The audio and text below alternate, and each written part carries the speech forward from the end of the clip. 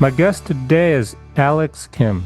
Alex studied computer engineering with a focus on robotics and semiconductors. He has a Bachelor of Science in Computer Engineering.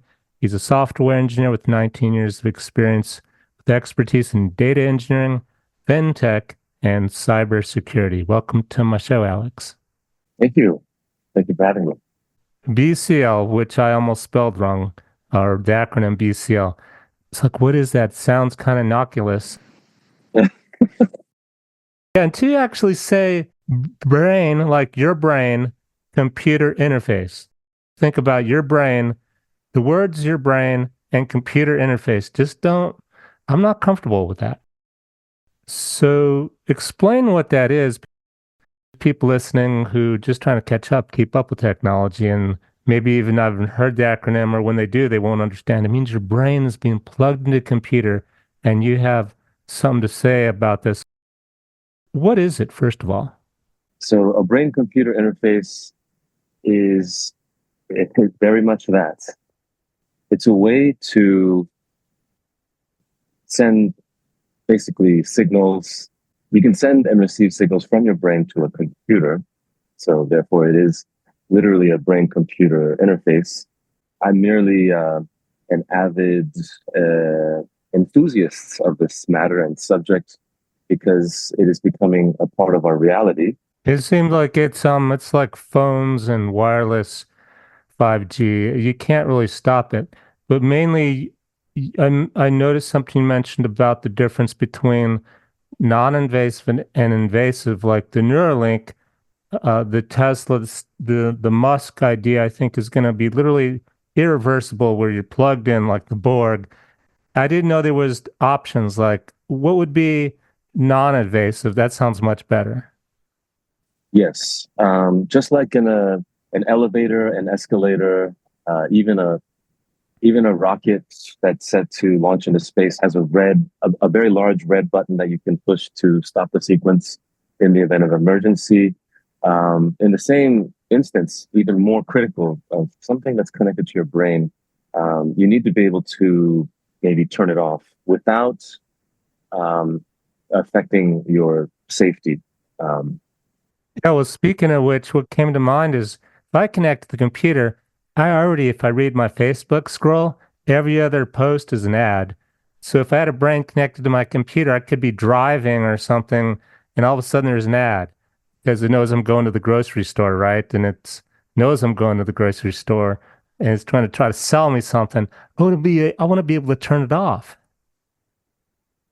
right. So, for those of you who watch, maybe you've seen an episode of Black Mirror, and there's certain episodes where, just like these AirPods, I can pull off these AirPods anytime I want. Um, and actually, yeah. So this is a very powerful. It's a very powerful mechanism, and what Neuralink has achieved is very.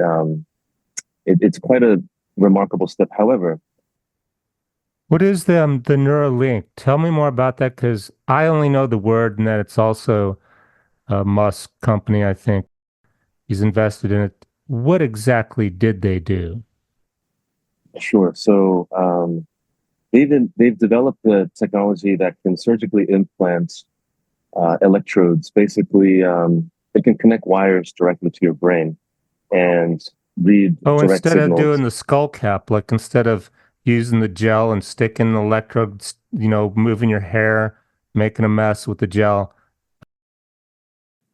That's correct. So sometimes if you go to a big enough doctor's office or a hospital, they have an EEG, and that's it's a way to read signals with by just attaching sensors to all parts of your head. The electrical activity, it picks up electrical impulses or something like that.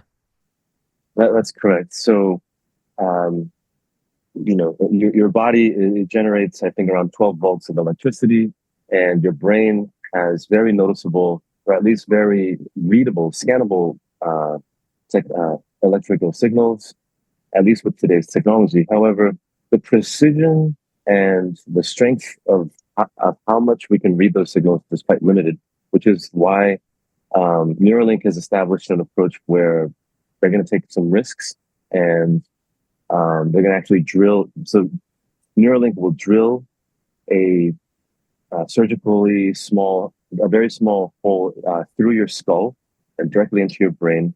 It's a completely automated and robotic process that's done with, the there's no direct human intervention. There are teams of software engineers and medical experts who've vetted the process first with pigs, and actually, I want to first establish that this is mainly for paraplegics, people who do not have control they're paralyzed. They cannot control their arms or legs. Good point. It always starts with good intentions. This is a very good fix. If you can't see, we're going to give you sight. If you're paralyzed, we're going to help you move.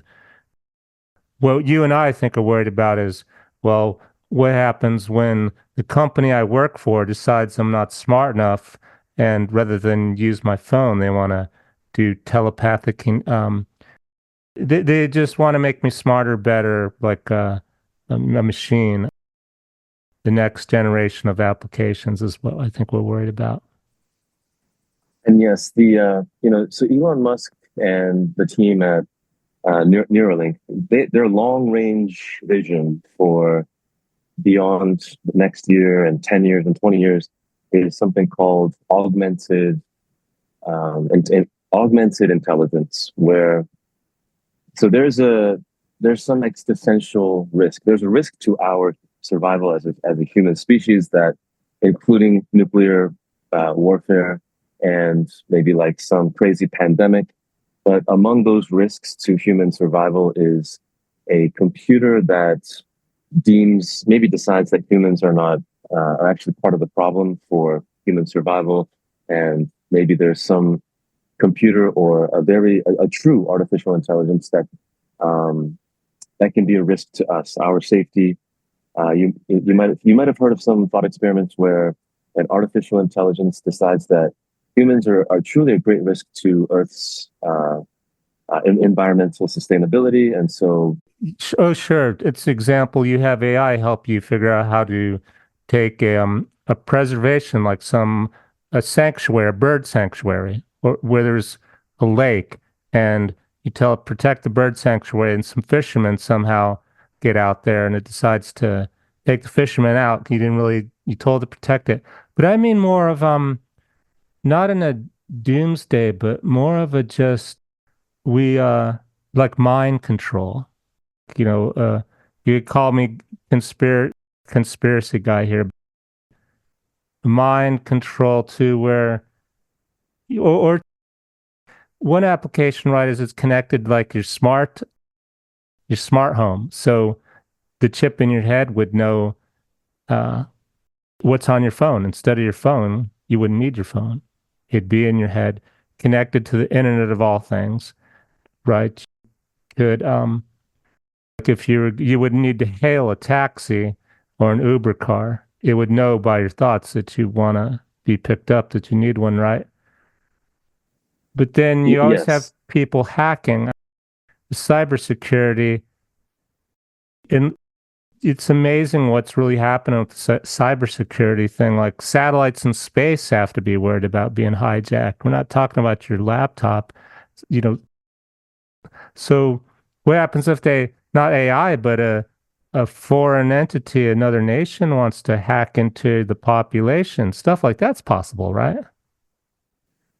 Yes.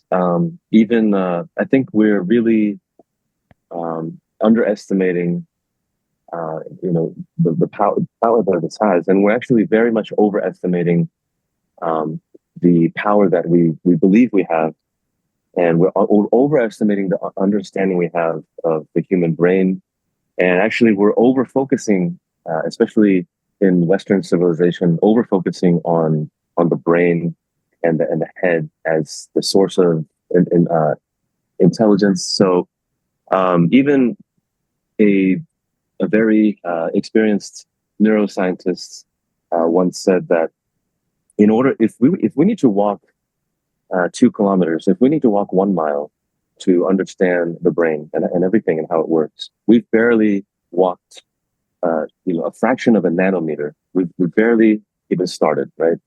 And it's very impressive what we can do. We can understand.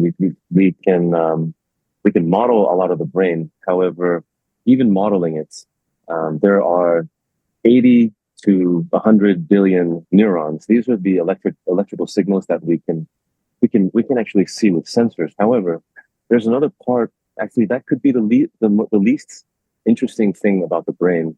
There is also neuroglia. This is the glue that holds the neurons together. So this is the actual tree and the the branches and the roots that hold the Christmas lights together, right? And the neurons that we see, the electrical signals that have been fascinating us for decades. This is like your traditional old wired telephone system, right? So it's very basic, and the more advanced signals that are happening in the brain are more like your 5G and your Wi-Fi, the wireless connections. This is the neuroglia. They operate at a much more complex, with much more layers, and we're just starting to understand this, the neuroglia. By more complex, you mean the creative aspect of us, the higher intelligent parts? No, we're still talking about signals, and we're not sure how these signals directly relate to our consciousness and our thought process. Um, we're still only analyzing like a very small fraction of the brain signals that we can see on a computer. So it sounds like I have a sports car. I really don't understand how a carburetor works, and I'm going to try to add some new fuel injection to it or something to make it go faster or something. And just, you know what, it worked on a pig or a lab rat. I'm going to get in and drive it. Exactly, and this is why I think something as powerful as Neuralink, it shouldn't be limited to the United States Food and Drug Administration. So the U.S. FDA approved Neuralink for human usage, but I think at a matter of such a powerful and great responsibility, like drilling into a human brain with a permanent installation that can have great risks. Um, there's human bad actors.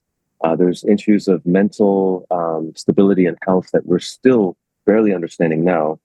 Um, this needs to be a multinational effort, I Yeah, I believe. like where this conversation's going, in that the solution can't be not to have it, because you have the paraplegics, you have the people like, I think it's Lou Gehrig's disease, where you have trouble communicating and speaking. So now you could convert brain signals into text or speech, possibly. There are these miracle applications. It should be one of those things like, you can't just go to the doctor and say, I want some drugs because I want them, like morphine or something. You need a prescription, right? So we're talking about like a prescription. Uh, but then you're always going to have these bad actors, people who get the illegal drugs. I imagine you'd have people who get those implants because they want them. They pay to get them, even though they shouldn't have them. That kind of scenario too, right? Yes, there's going to be that, and so even even like propaganda without any drilling into your brain, just looking at screens constantly.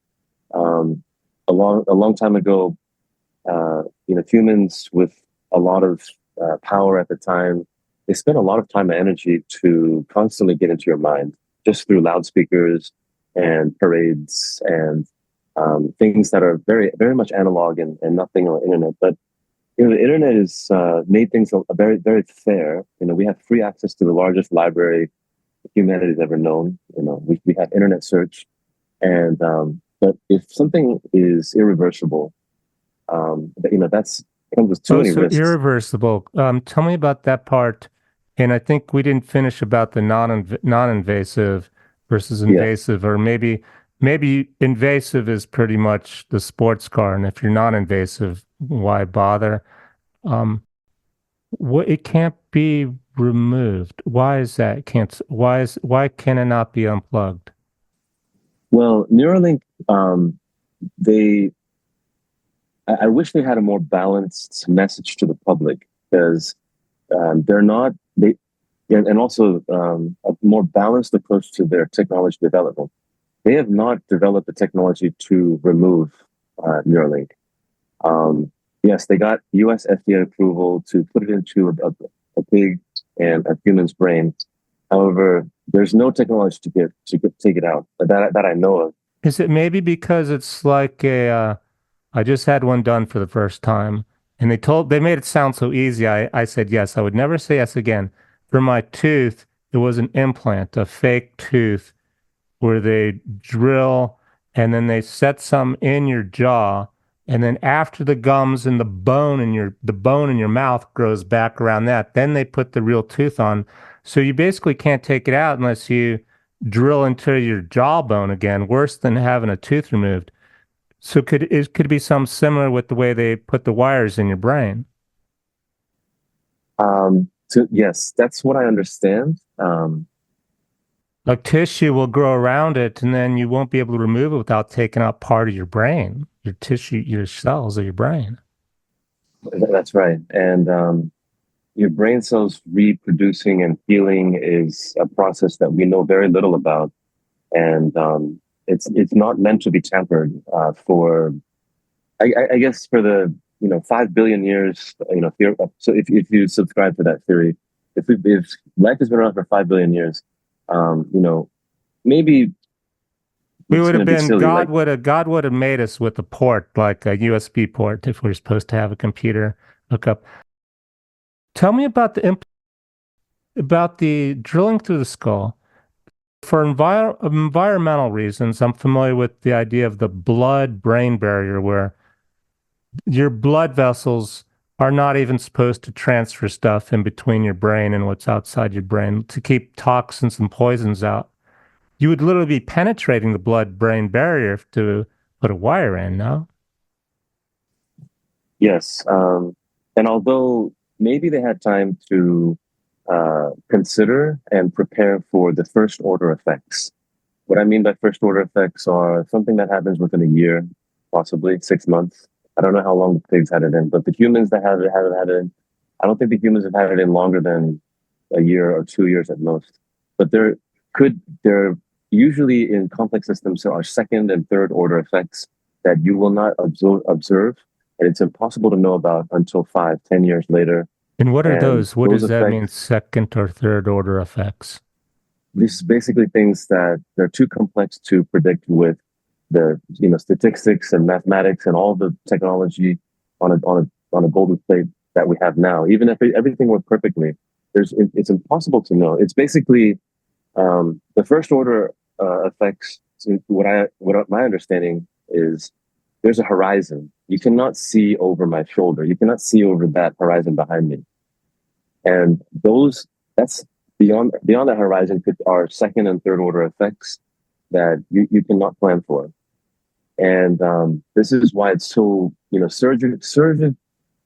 surgery. rainstorm coming or something like that, like clouds or bad weather or things It just could be it could be like raining metal on a planet that we've never been on before. We know about thunderstorms, and we've known about it for years, but because this is such a new world, it's there could be some natural phenomenon that has never occurred before. So what about Perhaps like the person, like say the person who was paraplegic, now they can walk, so I'm really happy. What you're saying is there could be something that happens to their mind, their brain, that I might be, you know what, I wish I couldn't move or I wish I couldn't see because now I'm having nightmares or now I can't sleep. My body wants to move all the time. I can't turn it off. Something like that. something like that, yes. But I want to caution, putting too much images of nightmares or I want to caution using specific concepts to speculation because second and third order effects they are still a form of speculation. However, it's a way to acknowledge the unknown and plan for it and kind of organize it. And it's usually something beyond 2 to 3 years could be Hmm. second order effects, and beyond 5 to 10 years is third order effects. But still, uh, Well, in that regard, it's almost like a cancer patient where you're trying a new drug on them. They were going to they were going to pass anyhow. So, if I'm blind and you want to do this computer, try hooking me up to computer so I can see, maybe I'd be worth the risk, right? And you can learn from that Exactly. for you can learn from that. So yeah, I've been like over cautioning. So I do want to balance what I'm talking about. So there are yes, there are the numbers there where you could extend the life of somebody. You could enhance the quality of life, by like 1,000% or more. You cannot even quantify how you enhance and improve the quality of someone, giving them sight, allowing them to walk with their family. My uncle, he's still alive. He's 80 something, pushing 90. He was the very first person ever to have a pacemaker put in for his heart. And he was a kid. He was a child. I mean, he wasn't even a teenager. He's pretty young. And it's still inside him. Very first pacemaker. Um, I also want to introduce, I think, Eastern and like non uh, Eastern medicine, and also things outside of doing surgery and putting in electronics into the human body, because there are other approaches to that. They might have been deemed like kind of witchcraft and maybe the medicine of savages and just very unknown, right? But right now, in the U.S. and maybe some other countries, acupuncture, for example, which is it doesn't always involve uh, having needles, using the application of needles penetrating the skin. Actually, acupuncture, the first and foremost approaches are like herbal and holistic treatments, and lifestyle changes, dietary changes, in order to create long lasting, sustainable, maybe permanent changes to someone's health whose health is suffering. For example, um, herbs and lifestyle changes over the course of several months can permanently um, cure somebody's allergy to the pollens in the air. That's a very natural way. And I think a lot more and a lot more attention should be spent on these things. Um, in the instance of It's really paraplegics and muddled someone, in the United States. It's really muddled. A lot of disbelievers, a lot of disinformation, and most Americans, they'll go to one of these Chinese medicine doctors once or twice, and if it doesn't have immediate effects like getting a pill, they quit. I understand what you're saying, but it takes commitment, and a lot of people don't have the patience for it here. right? And that's the kind of it's kind of a cultural, social, I guess, rhetoric that a lot of people are, I'm going to say, subscribing to. Um, it's very possible to transform our understanding of what curing and healing and medicine can be. And yes, a lot of these technologies came from warfare, from cosmetic technology to surgical procedures where you need to help someone in where seconds and minutes matter. Um, but when it comes to a normal person that has they have a lot more time to consider, um, like penetrating the brain blood barrier and things like this may not be, we don't have the tunnel vision into that. And there could be integrated approaches with more holistic Eastern non-surgical methods, and we can integrate that with the advanced technologies that computer and very directly uh, life-saving surgical procedures. And there are integrated approaches. Um, there's understanding with. I'm picturing, let's get one example. You mentioned somebody who's paralyzed.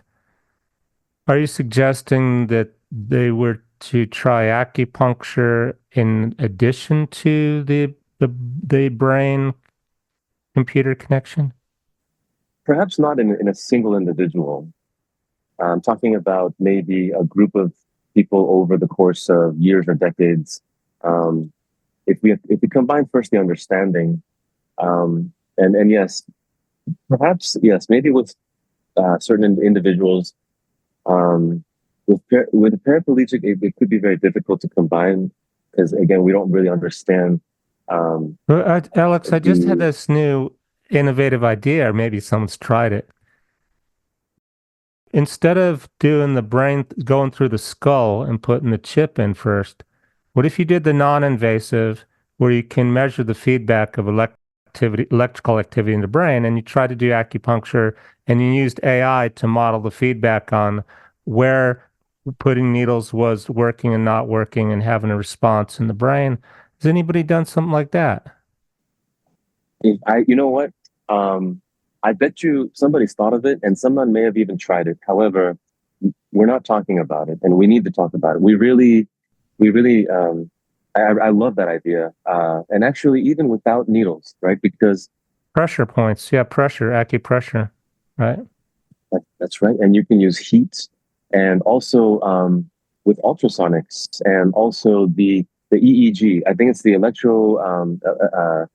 something cardiogram and computer tomography scans paired with machine learning and also with yeah, again this is there are EEG hats that you can put on and off Hmm. that require no drilling, and this could be enough to get the signals that we need to get that strong signal strength. I was going to buy one. You can actually, I was fascinated when I started looking at this stuff. You can go online and buy a hat kit and build it yourself, electrodes to do your own biofeedback. It wasn't cheap. We're talking $1,000, $1,500, but it looked kind of cool. There's even one you can build if you have a 3D printer. You can make your own parts to experiment this, but you would need the expertise, of course, a real Chinese medicine doctor who knows how to do it. Otherwise, it's it's a nothing. It means nothing, right?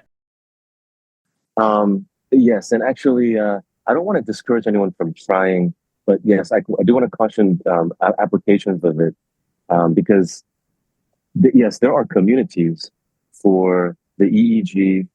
They're basically hats, and they have all the signals. And there's communities online. There's Discord channels, and people are already experimenting and making progress on these platforms. And a lot of them are open source. I would also imagine, and I want to find this for that. I want to give a homework assignment to myself to find these open source communities of home remedies of acupuncture and non-invasive practices that you can do at home using heat and without needles, and maybe therapy and aromatherapy, meditation integrated with herbal therapies. And I want to. I really want to find more papers. I think even Harvard University has a Center for East Asian Studies, right? There are still a very fascinating group of Western scholars who understand and acknowledge their limits of their short-sightedness. And I'm saying that not because not to diminish their progress, but rather science and philosophy and medicine is really about acknowledging your limits of understanding and embracing that, so that you can uh, understand more and position yourself to. If it was my startup, I would go find the best person who knows the traditional Chinese acupressure, acupuncture, herbs and stuff, and then I'd put them in a room with my AI guy and my hat guy and my EKG machine, and I the two extremes. Neither has to have experience and expertise in the other realm. They're working together to bridge the science and the medicine gap, the gaps between these these experiences, this expertise. Absolutely. My friend's company is a startup in South Korea. They have a multidisciplinary platform where you have a golf expert and you have a chiropractor, someone who knows very much about your back, your bone structure and your back, and you have perhaps the acupuncturist, and you have a computer engineer, and now probably a machine learning expert. They get in a room together, and they watch your golf swing together, Mm. and they have this very lively conversation on, hey, on how we can get ideas to help this. Maybe they're just someone who wants to improve their golf swing. Maybe there's someone who has aspirations to become a professional golfer. But you get people, like you said. You put me on the platform, someone who wants to improve their golf swing, because you get the worst, the low end of it. You know what? Yeah, maybe you're being humble, and you know what? They might say they never saw your LinkedIn profile, but they say, hey, did you ever do mountain climbing, or did you ever do these other things? And they're like, yeah, you have very good posture, and somehow it's almost as if you knew how to do this. But they might even notice that your prior, hobbies and passions can be very helpful in a new hobby like golf. But actually, multidisciplinary is something that we need to talk more about. Um, so there's the heat signatures that the body has, and there's so many other signals that we have to work with. Um, and I would even say, there's we call it mental focus control. And there are a lot of empirical studies based strongly off of observations and using what is it? I think one error in, I think, 6 million, right? You have that sigma level of precision that they're doing on mental focus and collapsing wave function. They're trying to understand, they're scientists trying to understand how mental focus can understand, improve our understanding of quantum physics and the wave particle duality of subatomic particles. I think we need to talk more about this. And it's still, yes. But I'm 2 steps behind you. I got you in the multidisciplinary, like I'm a climber, rocket scientist, and I play guitar. I think I lost you somewhere around the quantum physics part, or where you were going with that. Yes. So there's when it comes to quantum physics, currently our understanding is if I were to look at say a instrument that told me the position of an electron, then as soon as I look at it, I no longer, and I know the position now, I no longer, I can, it's impossible for me to know the speed or the direction of it. And if I, it, The simple way I understand it is you can't put a yardstick to it and look at it at the same time. that's right. Maybe there's two or three things to simplify the way an electron moves, the direction it's spinning and its location. It's right. Currently, it's impossible to know them both at the same time. And so if you know the direction of the spin, you're not going to know where it is. And if you know where it is, you're not going to know the direction of the spin. And some And people, or at least I had the thought once, that that's because it's going in and out of other universes or realms and or some high weirdness like that. That's why you can't pin it down that precisely. right. And there's, I believe, Feynman. I think his first name, Richard Feynman. He loved to play the bongos. He's a quantum, particle physicist, and he greatly helped our understanding. He used something called virtual particles, and this is just something in his imagination, but it greatly helped him to understand the way particles move, and it helps everyone understand a little more predictability. And it's not really an on and off type of science. It's more, we have two clouds, and these clouds kind of intersect, and when they intersect, we might be able to get a feeling for where it is. And instead of throwing a dart and hitting bullseye or not hitting bullseye, that's your 1 and 0. What's the practical implications besides being kind of philosophical, or we just want to study, subatomic particles more? What's what's the implications for humanity? Um, well, I can think of actually, we talk about quantum computing. Our practical computing is coming to a limit.